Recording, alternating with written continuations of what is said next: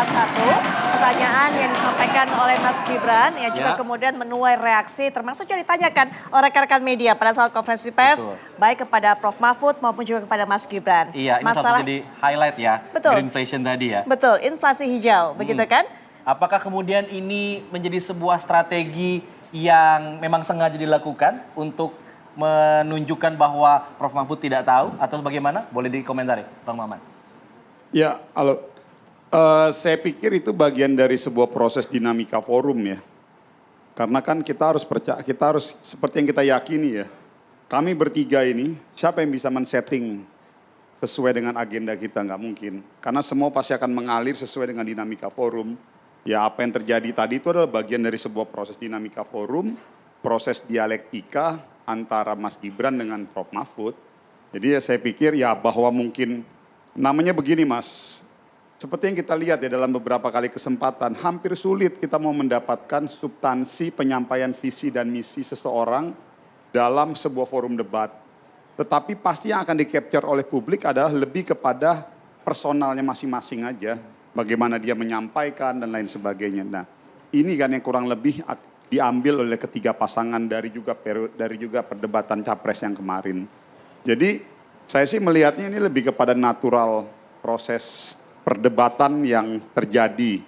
Jadi sah-sah aja menurut Bang Maman? Loh sah-sah aja, loh namanya proses perdebatan sama aja kayak kemarin waktu Mas Anies melakukan attacking kepada Pak Prabowo, terus apa juga yang mau kita proteskan. Jadi bagi saya ini adalah sebuah proses dinamika dan ya kalau kata bahasa kita sih dinamika manajemen forum perdebatan. Saya rasa sih gitu aja. Nah tinggal kan nanti kan pasti kan akan di cross check kan dari data-data yang disampaikan itu mana-mana yang paling akurat. Sebagai contoh loh, tadi kan disampaikan oleh Prof. Mahfud terkait deforestasi dan juga Caimin. Saya juga jadi agak bingung, padahal kan Prof. Mahfud kan pasti ikut dalam ratas ya.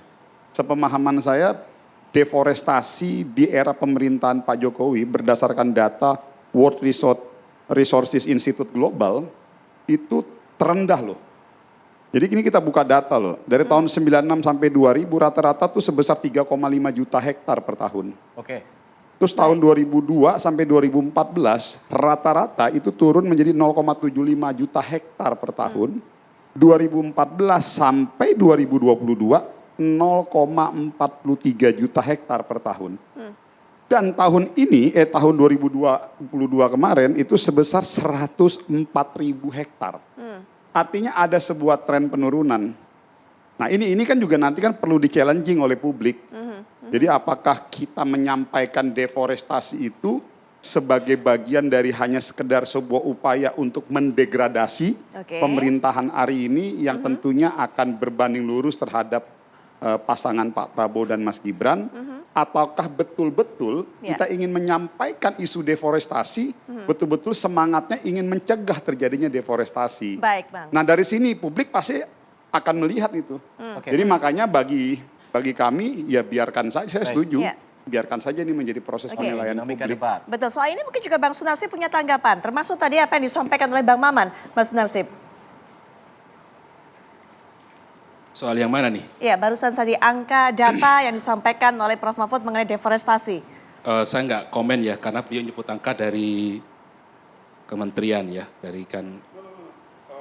Data saya World Resources Institute Global, artinya bukan dari kementerian, jadi saya pikir ini penting kita sampaikan. Agar jangan sampai kita menyampaikan sesuatu hal yang tidak sesuai dengan realitas dan fakta, karena begini loh Mas.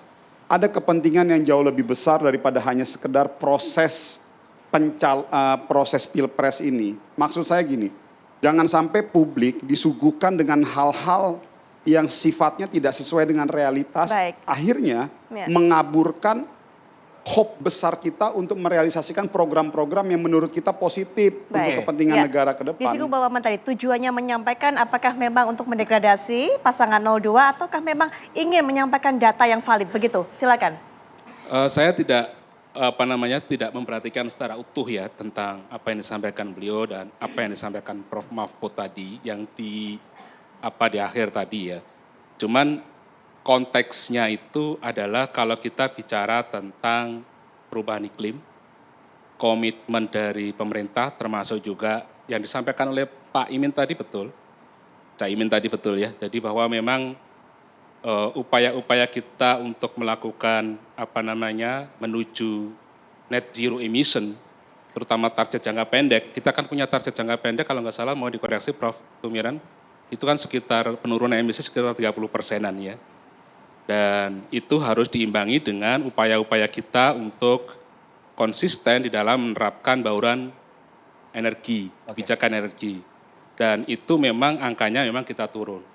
Jadi dan kalau kita lihat hari ini penurunan ini kan punya impact pada perubahan lingkungan, perubahan iklim dan seterusnya. Dan itu yang memang itu fakta yang bisa kita saksikan. Ada peningkatan di pemanasan yang kita alami sendiri kira-kira gitu. Tetapi memang sebenarnya kalau kita bicara greenflation tadi ya Prof. Tumiran ya, kalau kita bicarakan secara teknikal sih bisa kita jelasin. Cuman kan pertanyaannya waktu tadi itu kan tidak menjelaskan kaitannya dengan kebijakan energi, hanya menyebutkan apa itu greenflation. Itu yang kemudian tidak relevan kemudian untuk dijelaskan. Sangat bisa dijelaskan secara teknikal. Kebetulan saya juga praktisi di sektor energi. Jadi saya ngerti betul tentang apa implikasi gitu. Jadi kalau kita jelaskan sih simpel saja. Memang apa yang disampaikan Mas Gibran ada betulnya bahwa kalau kita tidak hati-hati dalam menjaga transisi energi itu bisa bisa berdampak kepada kenaikan biaya yang ditanggung. Tapi kita hari ini EBT itu harganya sudah semakin turun loh sekarang. Jadi kita punya peluang juga untuk mendorong EBT, energi baru terbarukan kalau teman-teman mahasiswa belum terinform dengan baik, energi baru terbarukan, dan kita ke depan kalau kita perbaiki dari sisi supply, dari sisi demand-nya, kita punya ruang potensi untuk kita bisa mempercepat bauran energi dan termasuk mencapai target EBT. Kira-kira begitu. Sampai di situ, baik nanti mungkin Prof. Tumiran bisa berikan tanggapan apa yang menjadi jawaban dari calon wakil presiden tadi, Mas Gibran, kemudian juga Prof. Mahfud MD menyangkut dengan greenflation, kemudian juga tadi deforestasi, tapi setelah jeda berikut ini kami segera kembali.